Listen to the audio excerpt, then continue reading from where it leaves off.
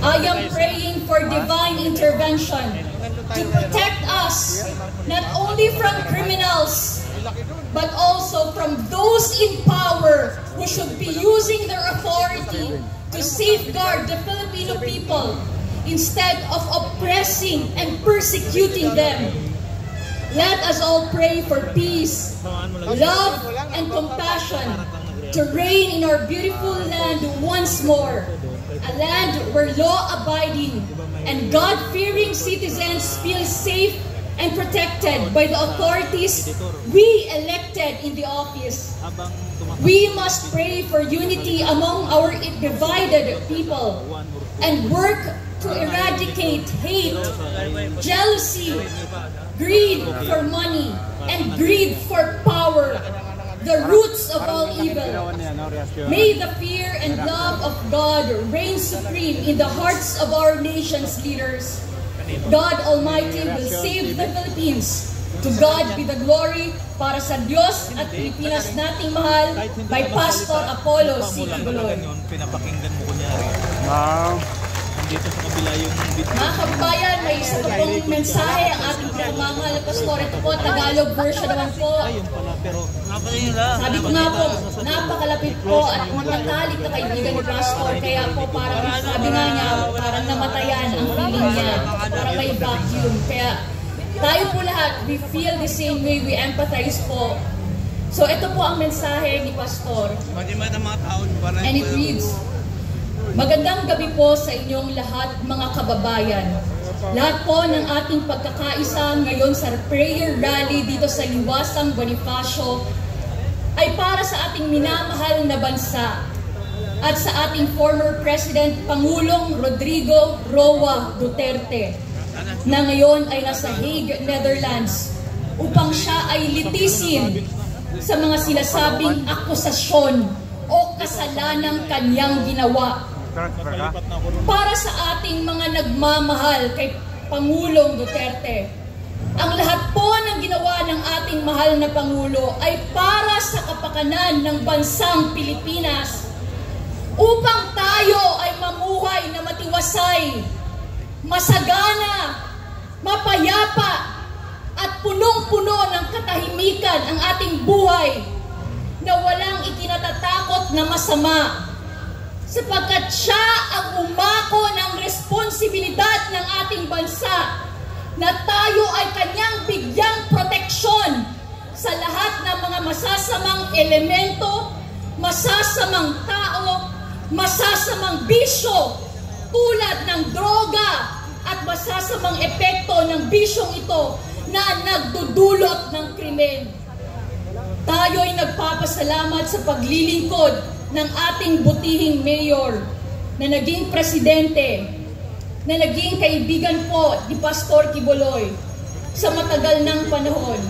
Mga 28 taon na rin silang magkaibigan. Noong prosecutor siya, vice mayor, hanggang naging mayor, congressman at naging presidente ng ating bansang Pilipinas na nagmula sa Davao City. Kilala po ni Pastor ang ating butihing former president and former mayor ng Davao City.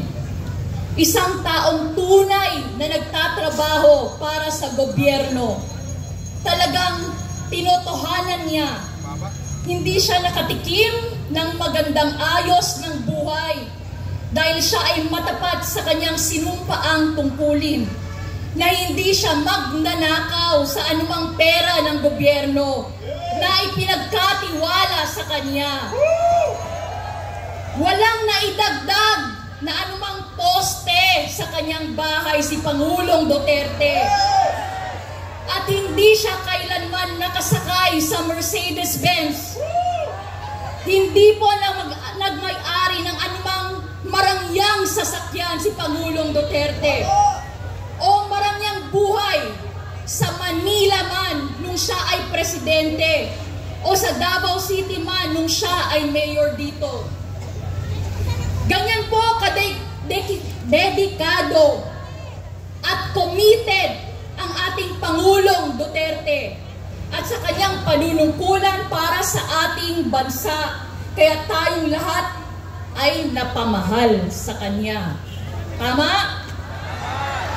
Lalong-lalo na nung siya ay naging presidente upang pamahalaan ang buong bansa ng Pilipinas with 115 to 120 million Filipinos. At itinaya niya ang kanyang karangalan, ang kanyang buhay upang ang mga krimen dulot ng drugs, mga drug addict, mga drug pushers na naglilipana upang sirain ang future ng ating kabataan ay kanyang sinawata. Kanya itong hinarap at pinuksa para sa ating katahimikan, para sa ating kapayapaan, sa ating kasaganaan, at sa ating proteksyon. Ngayon, mga puso natin ay nagdadalamhati sapagkat tinraidor po siya ng ating bayan, ng mga namumuno at ng mga dapat pagkatiwalaan ng mamamayan. Alam po ninyo, ang ICC ay hindi natin binoto. May isa sa kanila ay walang botong tinanggap sa atin. Sila po ay mga puti, nasa Europa, at wala silang katuwiran na hatulan ang ating mahal na Pangulo. At kung bakit siya ay pinilit na dinala doon sa ibang bansa, sa Hague, Netherlands, upang litisin, it's beyond me sapagkat para sa akin, iyon ay illegal. Sapagkat ang pinaglilingkuran niya ay hindi naman ang mga puting ito. Ang pinaglilingkuran niya ay ang 120 million Filipinos at tayo ang bumoto sa kanya at sa atin siya dapat managot. Ngayon, ang focus po ng ating dalangin ngayon ay ang ating former president, our beloved President Rodrigo Roa Duterte, na tinangay.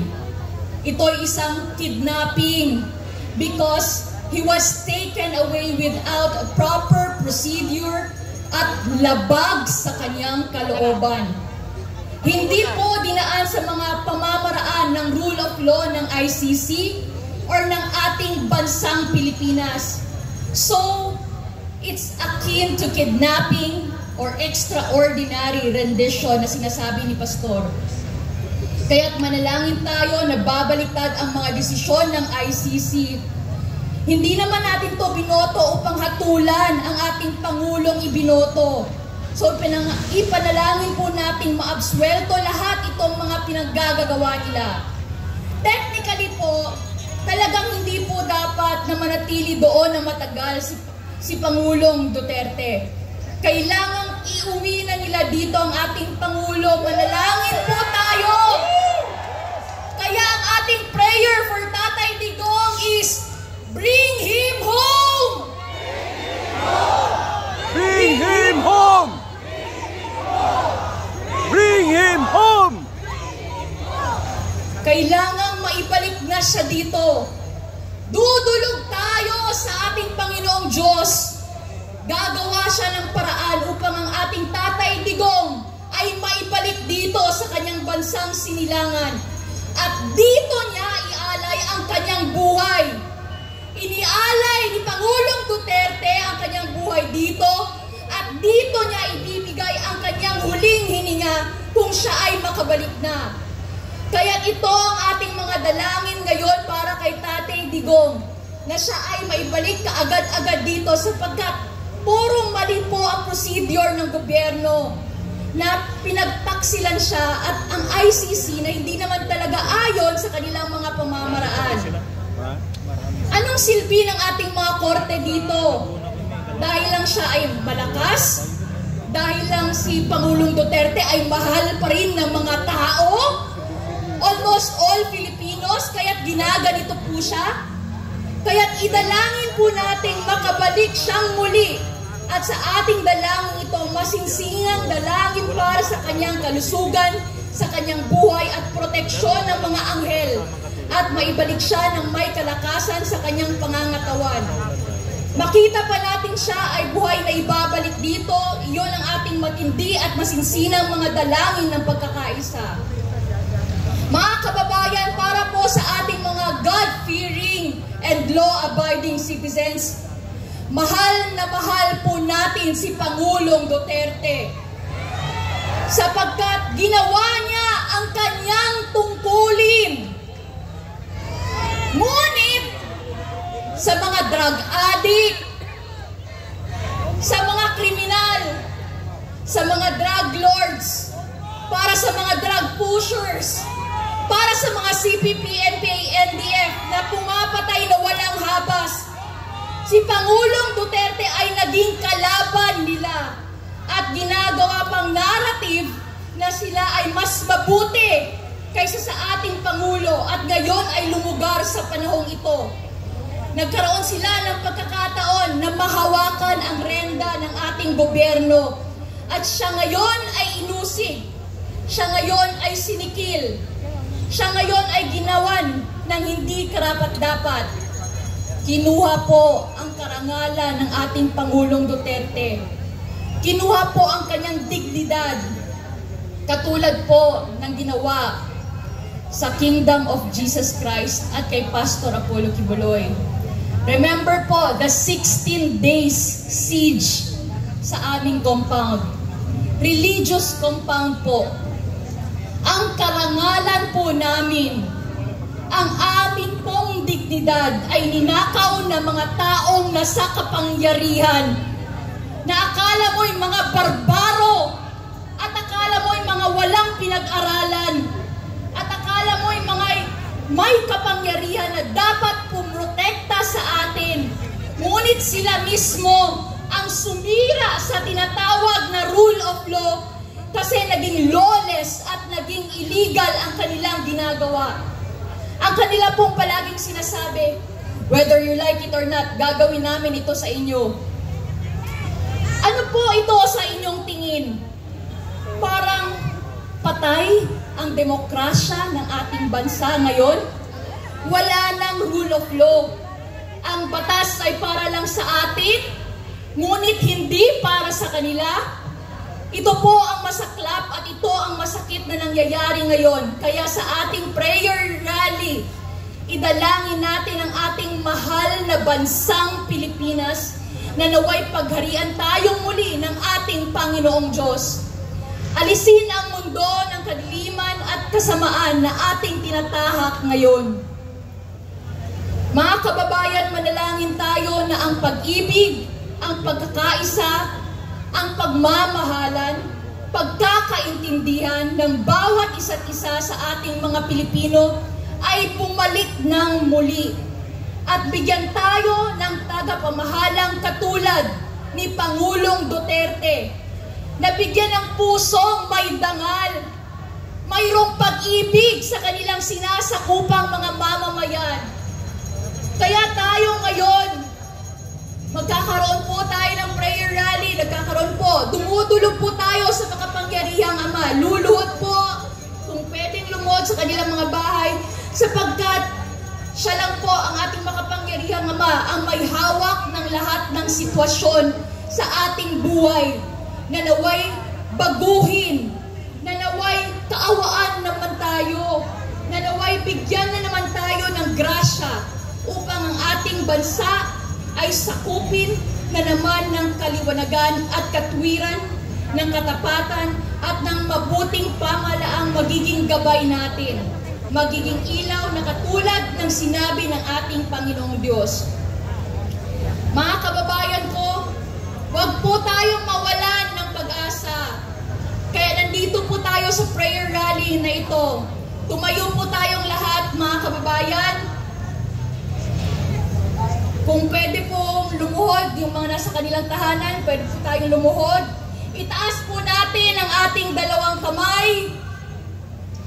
Linisin po natin ang ating mga puso at dumalangin sa ating makapangyarihang Ama na naway ang grasya niya at ang pag-ibig niya ay muling manaig sa ating lupang sinilangan, ang ating mahal na bansang Pilipinas.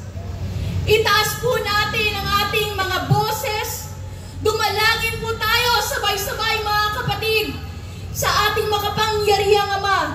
sapagkat sinabi niya, ask and it shall be given, seek and you shall find, knock and it shall be opened unto you. Kumatok ka at ika'y bubuksan. Maghanap ka at ika'y makakatagpo. Humingi ka sa ating makapangyarihang Ama at ikaw ay bibigyan. Sinabi niya, sapagkat ang lahat ng humihingi, binibigyan. Ang naghahanap ay makakatagpo. At ang kumakatok, bubuksan para sa kanila. Kaya ngayon tayo ay humihingi sa ating Amang makapangyarihan ng kapayapaan, ng katuwiran, at mabuting pamamahala sa ating bansa. Naghahanap tayo sa bansang ito ng katahimikan, ng kahusayan, at ng katuwiran sa ating bansa, lalong-lalo na sa pamamahalang ito. At tayo po ay kumakatok sa kaharian ng Diyos sa mga sandaling ito. Amang makapangyarihan, buksan po ninyo at ibigay niyo po ang biyayang aming hinihingi, sapagkat sinabi niyo po ang lahat ng humihingi ay inyong bibigyan. Lahat po ng kumakatok ay bubuksan at lahat ng naghahanap ay makatatagpo. Ngayon, ang panahong ito upang tayong lahat, ang buong Pilipinas, lalong-lalo na dito sa pangunguna natin sa Liwasang Bonifacio, ay magtaas ng ating kamay at gabayan tayo ng ating dakilang Ama. Alisin ang kadiliman dito. Alisin ang mga nagdudulot ng kadiliman at ang isang mabuting pamamahala ang Kanyang ihandog at ibigay sa atin upang tayo ay tunay na makaramdam at magkaroon ng karanasan ng tunay na bagong Pilipinas. Bago sa puso, bago sa pag-iisip, bago sa lakad sa buhay na walang bisyo, lalo na ng droga at lalong-lalo na ng mga kriminalidad na ating nakikita sa ating kapalibutan. Naway gabayan tayo ng ating dakilang Ama. Pangunahan tayo at basbasan tayo sa ating mga dalangin ngayon. At ako'y naniniwala sa pamamagitan ng anak, ang kasagutan ay Kanya nang ipinagkaloob sa atin sa mga sandaling ito. Makikita natin, bubukas ang langit para sa ating lahat at ang ating pagbabagong inaasam at inaasahan ay may pagkaloob sa atin sa bandang huli ng ating mga panalangin dito. Makikita natin ito at tayo ay kanya-kanyang magpapasalamat sa Kanya sapagkat hindi po patay ang ating Diyos. Siya po ay buhay na nakikinig sa ating mga dalangin. Kaya dito ngayon ang ating pagkakaisa at pagkapit-bisig tayo, magkaisa ng puso't layunin at hingin natin ang gabay ng ating dakilang makapangyarihang may kapal na tayo ay Kanyang gabayan sa tunay na landas ng kaliwanagan, katapatan at pag-ibig at mabuting pamamahala. Huwag po ninyong kalimutan ang ating mahal na Pangulong Duterte na nasa Netherlands ngayon, Ama. Huwag niyong kalimutan si Vice President Sara, ang kanyang pamilya, ang pamilya ng ating Pangulong Duterte, ang kanya pong asawa, mga anak na siyang nagtatanggol sa kanya. Nakita natin kung ano ang nangyari sa kanya doon sa Villamor Air Base. Wala pong kagalang-galang, walang respeto na hinila ang kanyang mga kasamahan. Pati siya ay pinagsabihan pa ng hindi maganda. Hindi po ito gawa ng Diyos. ito'y gawa ng masamang espiritu. Talagang sinisikil ni Satanas na nagkatawang tao ang mga taong ginagamit ng Diyos sa kaliwanagan upang ang peace and order at ang kasaganaan ay mapapa sa ating bansa. Ayaw talaga ni Satanas yun. Kaya ngayon, tumatahak tayo sa kadilimang ito. Pero mas makapangyarihan ang Diyos kaysa anumang galamay ng kasamaan. Let us overcome evil with good by our united prayer. Na lahat tayo, anuman ang relihiyon ninyo, wala na pong diskriminasyon ngayon. Magkaisa tayo bilang Pilipino at ialay natin ang ating bansa sa ating poong may kapal. At alam kong ang kasagutan ay kanyang ibibigay sa ating lahat sa pangalan ng ating dakilang Ama, ang ating Panginoong Hesukristo. Itong lahat ay magkakaroon ng kasagutan at tayong lahat ay magkakaroon ng liwanag, magkakaroon ng kasaganaan, at magkakaroon ng kapayapaan at kasiyahan sa ating buhay na ang ating pong hinihingi ay kanyang ibibigay. Maraming salamat po at pagpalain tayong lahat ng ating dakilang Ama. Amen and amen. Palakpakan po natin ang ating dakilang Ama. Muli, on behalf po of Pastor Apollo C. Quiboloy, mabuhay po ang Pilipinas, mabuhay po si Tatay Digong. Maraming salamat po. Sino po ang naniniwala na sinagot na ang ating mga dalangin ng Diyos Ama? Paniwalaan po natin mga kababayan ang ating mga dalangin.